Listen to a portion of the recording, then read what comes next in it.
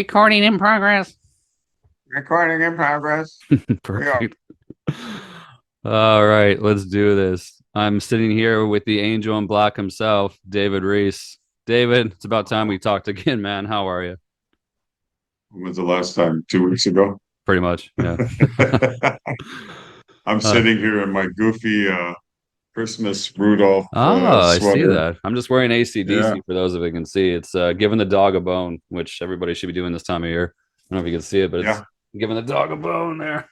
Nice. Yeah, yeah, yeah. I won't say what it reminds me of, Oh, okay, maybe later. but when we're off air. Yeah. Well, I like your background, man. This is the first time I can see you. Big, nice full screen. I see some gold records on the back. It must have been for your latest one because it's fucking amazing. Bangalore Choir, Rapid But yes, Succession 2. yeah, it's yet to be seen, but Wow. it seems like it's going pretty well. It does. We'll jump into it by saying this. I always shoot straight with you. I always tell you the truth and how I feel as a fan. Just speaking on that regard, I had the last Bangalore Choir CD Center Mass. I loved it. I enjoyed it. But if I'm being completely honest with you, this record now, Rapid Fire Succession, sorry, this is the one that I wish that one was. You and me both, Yeah.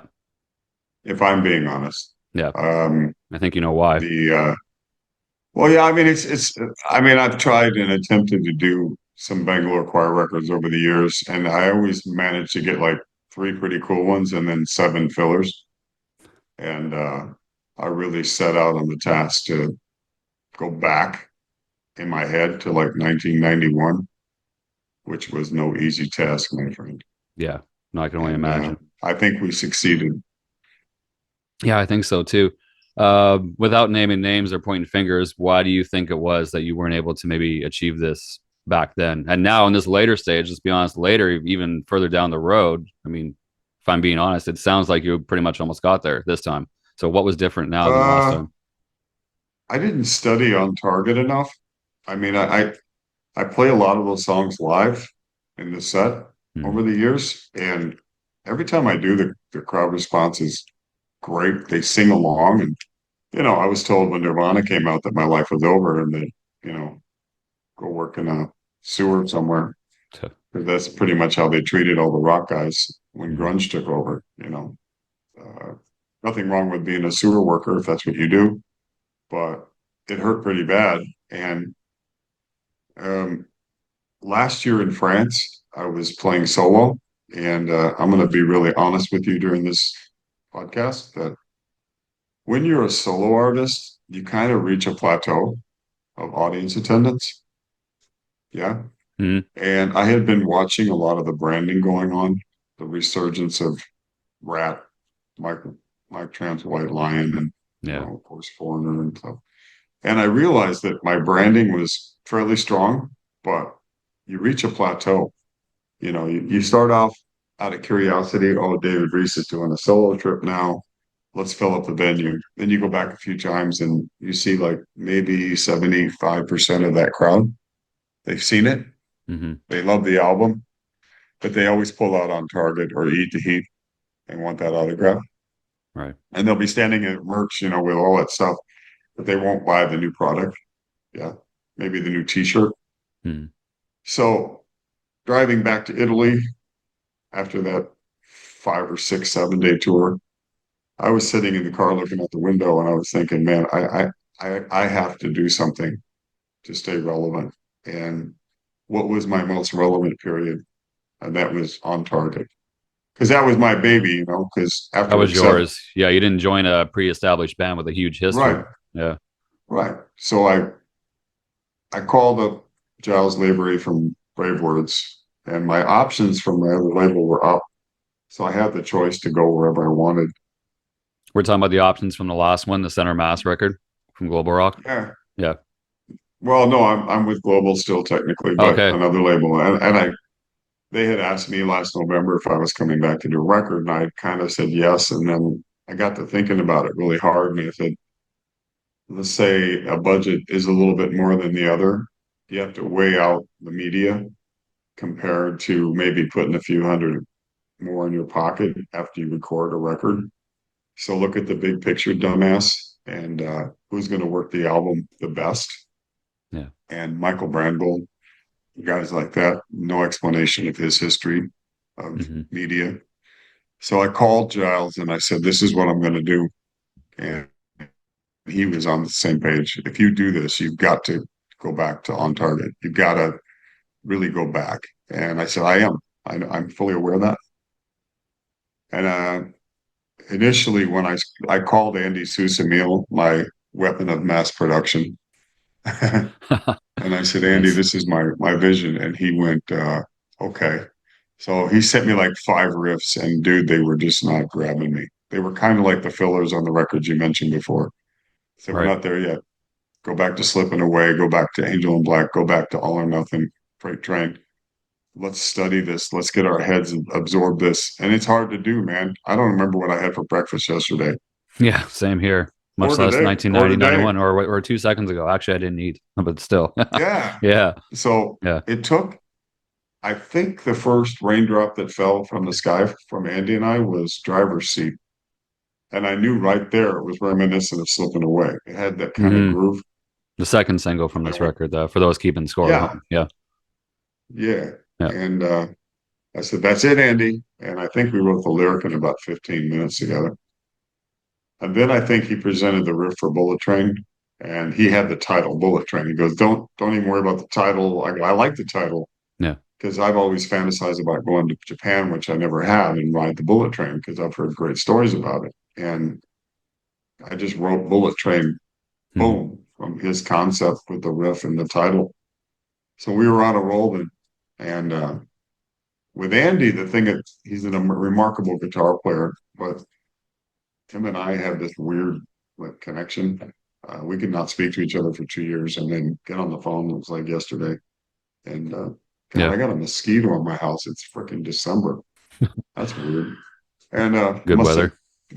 the fire must have reignited his blood sucking. Yeah, Um, exactly. I got the fireplace going, Exactly.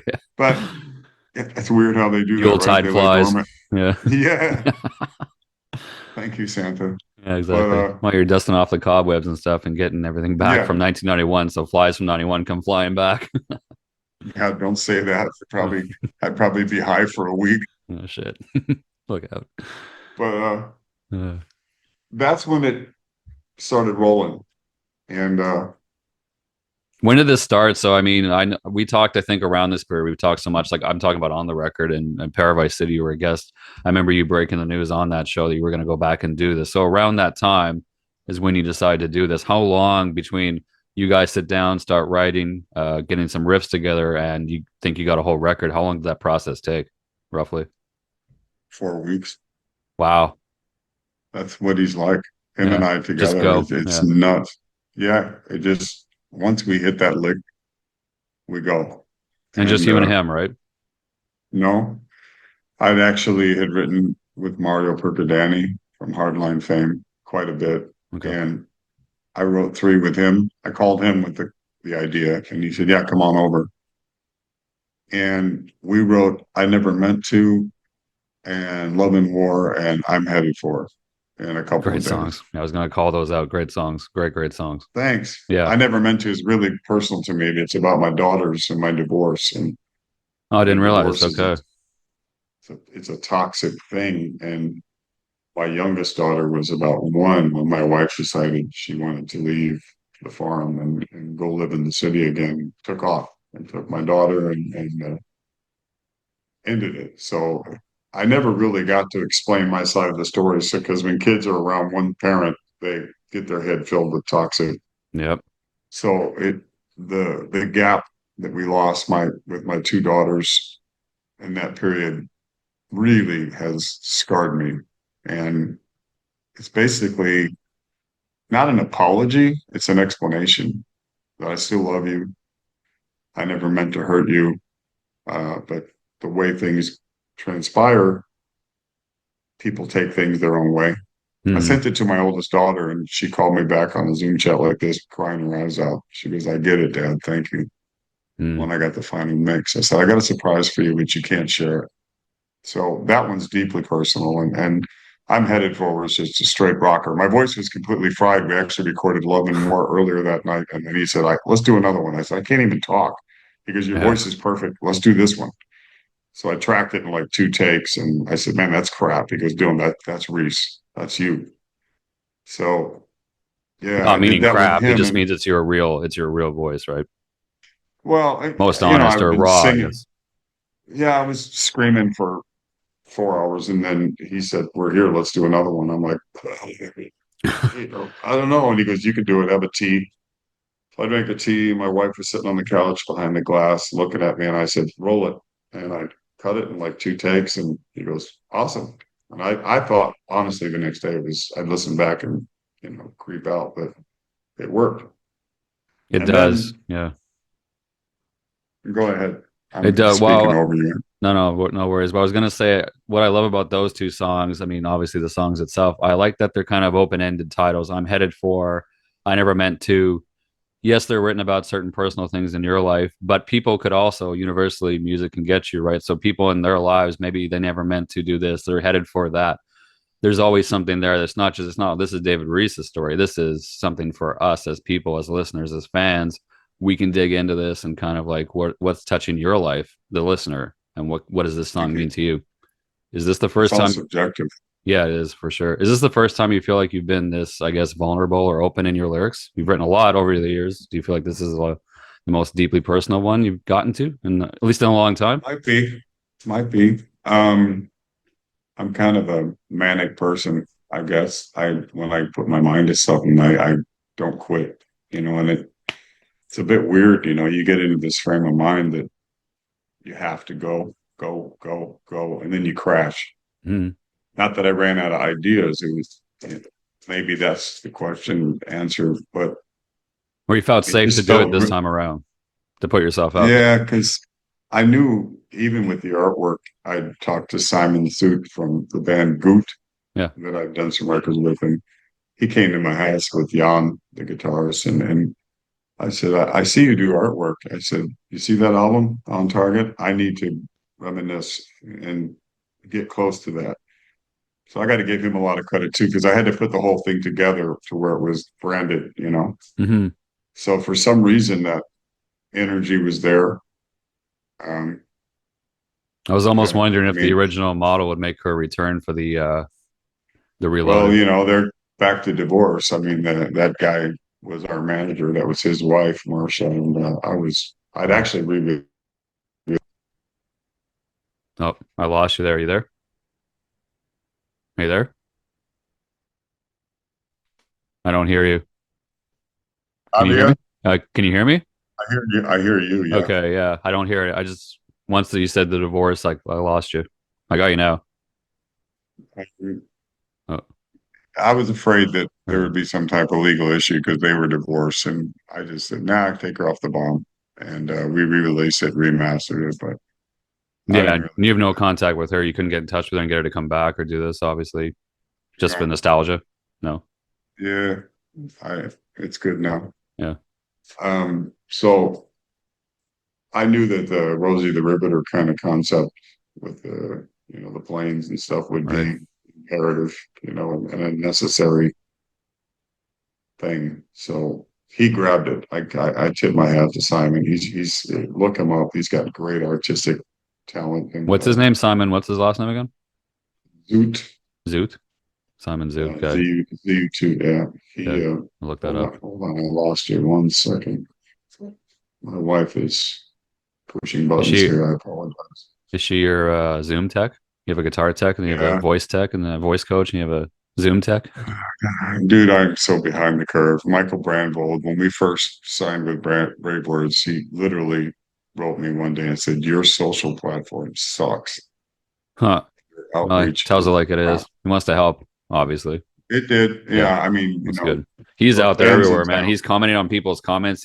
There's news stories on Blabbermouth I've been reading, and people will make whatever comment about whatever they're reading. And if he's involved with the artist, he'll get in there and comment with them. Like he's just all over the place. It's amazing, Michael. Yeah. I learned a hard lesson that, with the algorithms that say Facebook provide, it's minimal.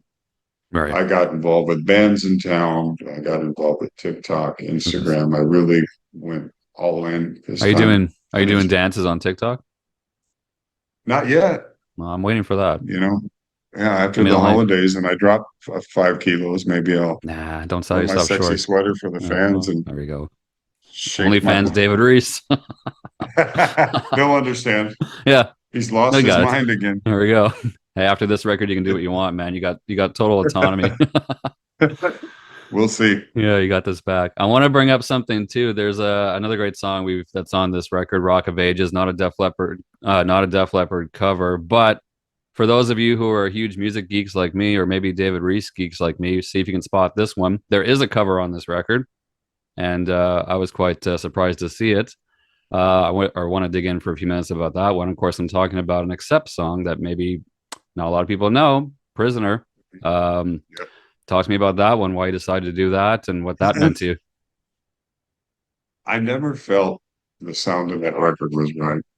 It was electronic drums. Simmons had just come out with their pads, and Stefan Kaufman was all nuts about that. And I hated the production of that record, to be honest. I mean, it was too slick. And the It was, idea, yeah, yeah. For the time, obviously, yeah, we're talking '89. For those who don't yeah. know, yeah, So Giles '88, Lavery '89. said, "You got to redo Prisoner," and I'm like, "No way, That's a no way." great deep cut that I know I brought up to you in the past before, because your vocal on the original is just insane. You were 22 at the time, I think, and you recorded it, if I got my math right. 21, No, I was 22. about 27. Oh, 27. Okay, I don't got my math right. Still, you Yeah, were younger. 88. Yeah, 88, a lot 89. younger. Oh, thought you were super young. Yeah. We just look young. I'm But either lucky. way, Good constitution. yeah, good constitution. But 27 versus It's what the you are tea. now, 75. You're not. You're not. Come on now. No, no, no. But still, reaching that heights, man. I mean, I'm not just blowing smoke up your ass. Like, you really you went for it, and it sounds. I don't know how many takes it took, but you went for it, and it almost sounds like it was recorded back in '88, '89. The vocals on there. It's amazing what you Well, tried to I do. have to be honest that some of those high notes that you hear on that Giles actually sang prisoner, that real high one. Yeah, I just couldn't hit it. I mean, as a singer, you age, you don't have that clarity that you think you do. right. And Giles has this ability to hit these stratospheric notes really clean. I mean, with the That's him. Alcatraz tour, I just did. That's him on the background. Well, if you remember from the original one too, it has those, and Accept was very known for this too. You know what I'm talking about? Those big German backgrounds. I don't know who did it back in the days. It was a mix of everyone's voice. Maybe Michael Wagner was in there, other Germans. I don't know. You know what I'm talking about? The big German Peter, monk sound. Dieter Dirks was in there. Like yeah, that big it was sound was on Peter. this song, right? Like do do do do do do do. There's a voice that you can't really hear, but it's there. He didn't do that this time, but that was part of that original sound. I got credit to Peter Baltus on that, and Great voice we too, for all those who did don't get it. know. Yeah. Peter Baltes. Yeah, Yeah. we all did gangs on that, Yeah. but that was his concept. And can't you see what's What's going going on? on? Yeah, that part, which you did a little bit on this one, but it's not, but obviously it's a different song. Yeah, it's more guitar orientated. That's the only way I Yes. agreed to it with Giles. I said, let's get rid of that dun dun dun dun dun all those Yeah. synthesizers and stuff because Accept really took a left field on that, Yeah. and that was all pushed by the suit and tie guys in New York. You know, let's cross the pond and break this band into platinum status, which didn't happen. Went gold, as you can Yeah. see, but That's Eat the uh, Heat back there. Wow. Nice. yeah. And there's a funny story behind that because I was in Norway one day and I'd gone to a record company meeting and I looked on the wall and there was Eat the Heat Gold. And, you know, in a country like Norway, that's like 25,000 copies. Right. So I went, where's mine? The guy goes, you don't have one? I said, no. He goes, it's gold in Scandinavia. It's gold here. It's gold there. I want one. So I called, Yeah. I think it was Epic. He Yep. said, yeah, we'll send you one, $600. I went, wait a minute. I wrote that record with those guys. What do you mean $600? And it could be Black Sabbath 4. Who knows? I mean, they just paint it gold, you know, Yeah. but I wanted it. And a friend in Sweden who's a huge Accept fanatic walked into a venue one night I was playing and said, I've got something for you in the car. I'll come on outside after the gig. I went out and he handed that to me. So this is Nice. for you. You Wow. deserve it. So it was it's a cherished gift and I'm proud of it. You know, Oh, absolutely.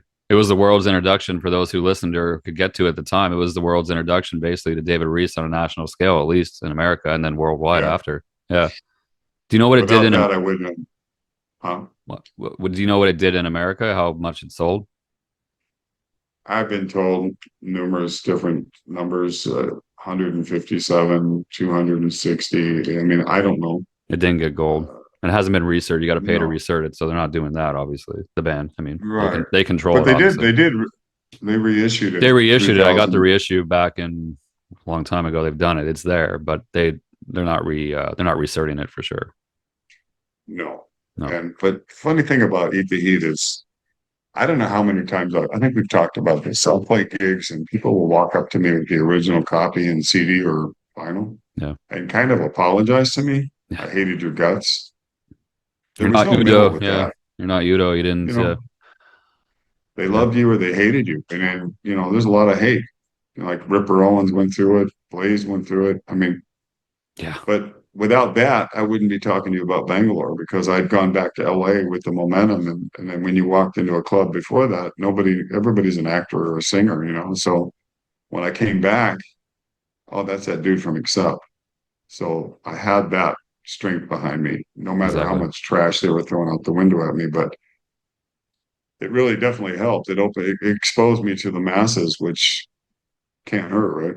Well, you've said on this show before, and you've said it in the past, I've seen it in interviews that they basically gave you a career or a launching pad, I should say. They got you on your way to start wherever that went. That was on you, but that's where it started. Yeah, Yeah, no, that's true. absolutely. I owe him a hat tip for that.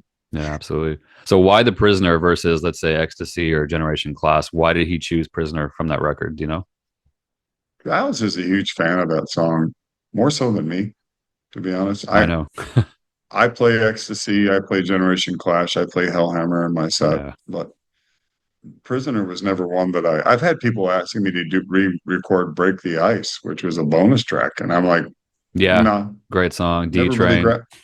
Yeah, D Train. I played that live a few times, and D people Train. Yeah, go cuckoo. I was going. You did the Udo tour. Yeah, exactly. I was going fanboy over Mistreated, but I know you're not a fan of that song. You thought the Played instrumentation it live. was a I little bit of played a it live, time. Yeah. Have you? and it's not easy. Oh, I can imagine.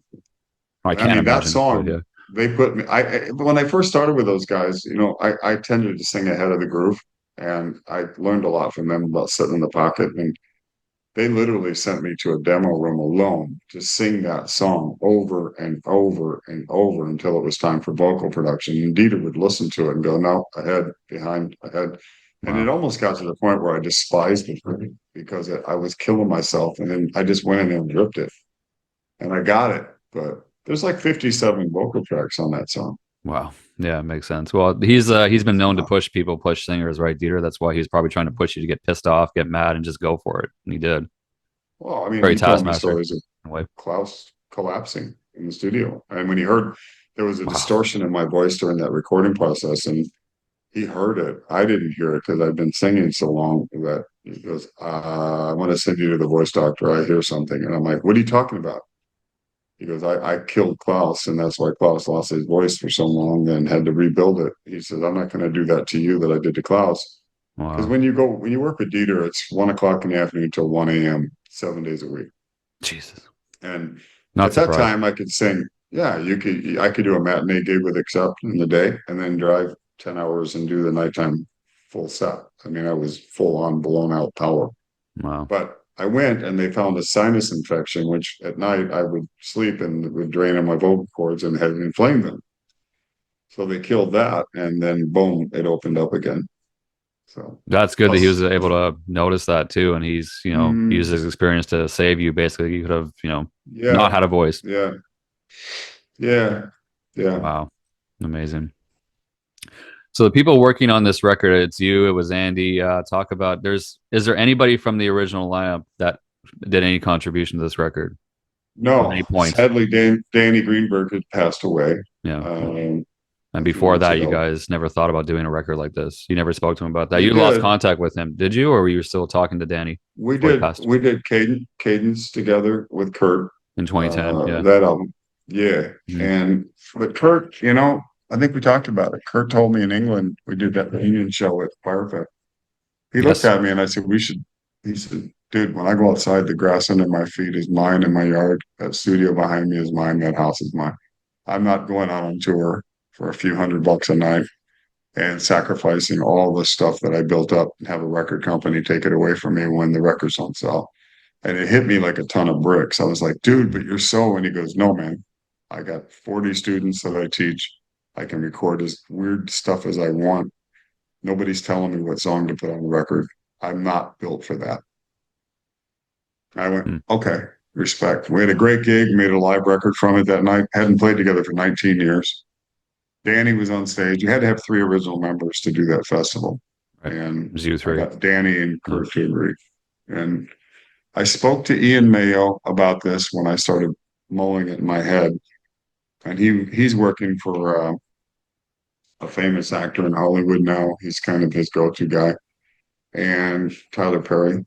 And he's in the movie business. And he said, no, man, I'm just not in it. I said, call Kurt. And he goes, Kurt's not into it, man. You know that. So I said, okay, I'm not going to waste my time. I'm going to move on. I've got this thing going. I'm just going to go. Right. I would have loved to have Kurt and the guys on it, but it's their choice. They didn't want to be a part of it. Do you know if they've heard it? I've heard from Ian congratulating me in all the media.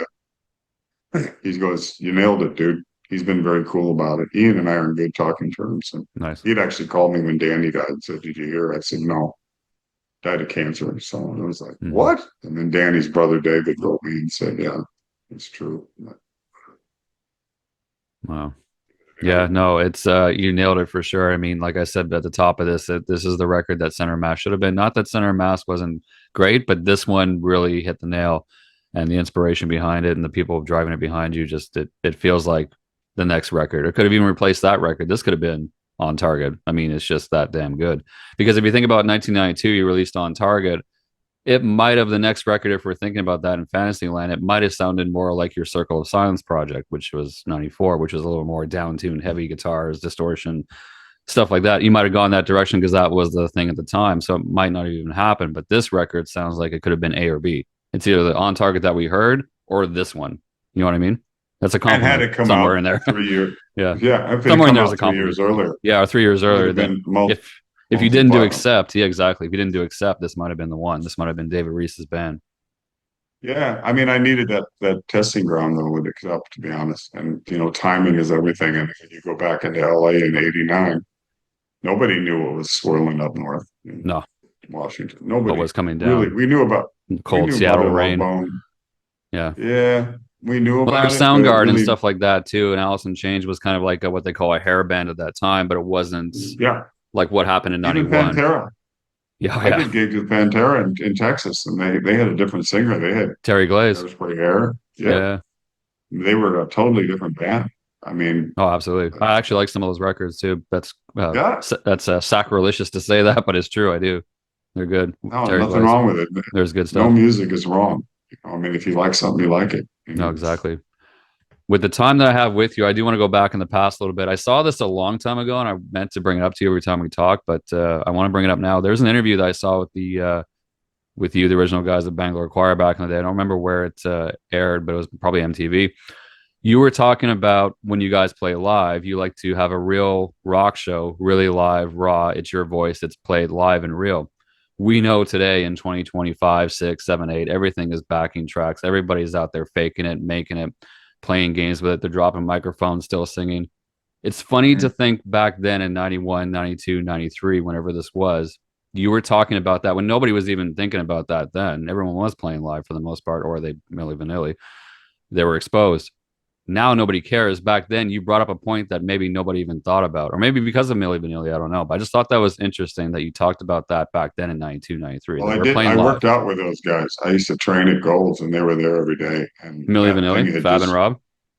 Yeah, it had just blown out that they had faked it, and that German guy had done all the vocals, the producer, and written all the material. And I mean, they were in unbelievable shape. They looked great. They're dancers and models, pretty boys. Yeah. Yeah, everybody was going, oh, that's the guys that lip sync the record. I mean, MTV loved them, embraced them, and then it broke and it destroyed their lives. I think one of them committed suicide, didn't he? I was yeah, he basically overdosed in a hotel in '97. That's Rob Pilatus. He passed away. Fab is still out. Did you see the documentary? There's a documentary about that on Netflix. That Fab actually is out there playing shows. He was on some '80s things recently. And he actually is out there. He can sing, and he does sing live, and he makes a point, obviously, to talk about how he's singing live, and it's actually really good. I've heard some clips. It's actually really Good for good. him. Yeah, that's Good for good. him. Fat No, Marvin. I kind of reference that, but I think my main point was that was the record release party that you're talking about. I think we're all sitting Probably. next to a brick wall, Yeah, and the that five of night you guys we around sitting released. there. Yeah. That was a whiskey show that KNAC had sponsored, and Tom Mastery was the big dog there as a DJ. And KNAC, they're back, thank God. Yeah. Saw We're that. behind it, and in concert was still around. Don Kershaw John was his Kirshner's in name or something. concert. Yeah, yeah. Kirshner, yeah. Yeah. He was. They filmed that for ABC in concert that night, Wow. and we. I went outside, and there was a line of people all the way to the Roxy with a TV camera, and they were there for the record release party. But that was during the day, getting the sound checks and everything. But I think mostly it was just that I was proud that we were all five of us could sing, hence the name Bangalore Choir, explosive vocals. Everybody sang five-part harmony. We would go in the dressing room and Yeah. You sing our mentioned that parts then. together. And It's coming back to me. You Kurt, actually mentioned that. Yeah. Kurt would go sharp, flat, and we go, what? And you go, ah. And he pointed at each guy who was out of key. And then because Kurt has such a great ear. And then we'd rehearse it again. And then we'd go out and play the show live. Now, not to say we're like the Eagles every night, but we could pull it off. Nice. Yeah, no, it's good that you did that for sure. Where can people, I guess, well, first let's talk about real quick what's happening next. You came off a tour, you did one with Alcatraz, Girls School. Give me a quick little synopsis of that. How was it? How was the turnout? How did you feel about it? Sold out every show but one. And that one was 85% full.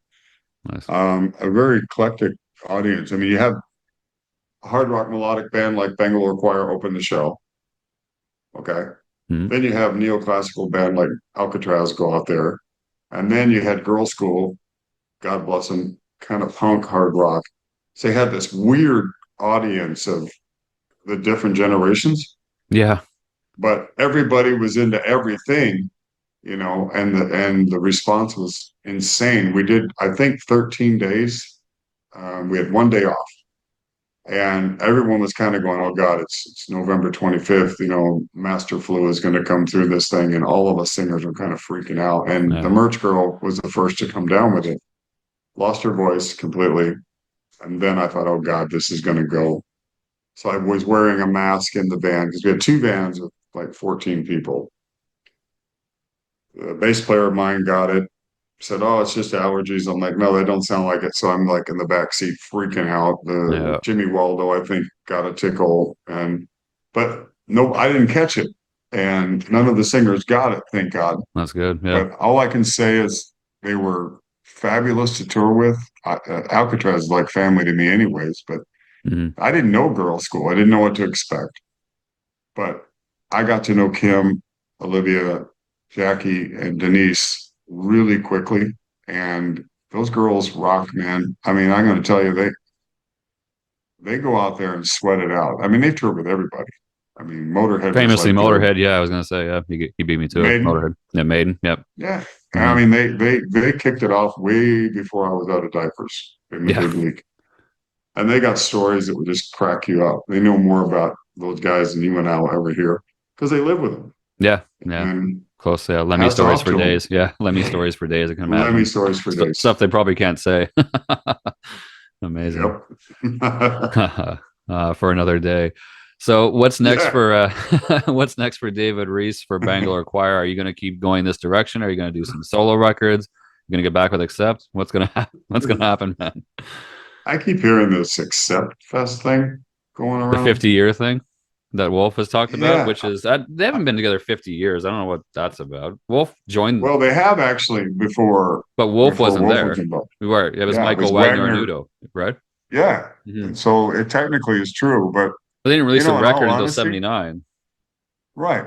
If they asked me, I would do it. I For would sure. get in a rental car and follow the bus. I mean, I'm sure we couldn't, breathe the same air. I mean, just put a lot of water into the bridge, but I'm cool with Peter now, and I've always been cool with Udo. But I think that'd be fabulous. Go out there and do a bunch of the heavy stuff from Eat the Heat. Why not? Give the fans 5 songs. I mean, if Michael Schenker can tolerate Graham Bonnet Yeah. after that debacle, I mean, why not? I mean, it's just music, right? But it's all been talked about for like 2 years.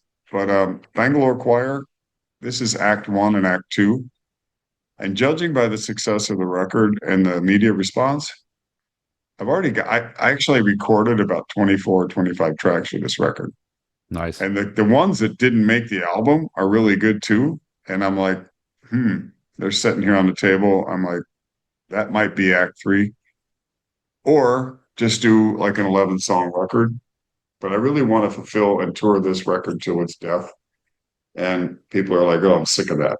But I Just keep have it going. 2 festivals confirmed for next year. I'm working on the United States for end of February all the Yeah, I was way gonna through say, March. bring it to America, buddy. Bring it to America. I mean, 97 It's and not Metal easy, but Shop yeah, and everybody and KNAC, God bless them, are back. yeah. I'm in rotation. I was number one at 97 for I six see straight that all weeks the with time. I Bullet know. I Train. saw that. Amazing, amazing.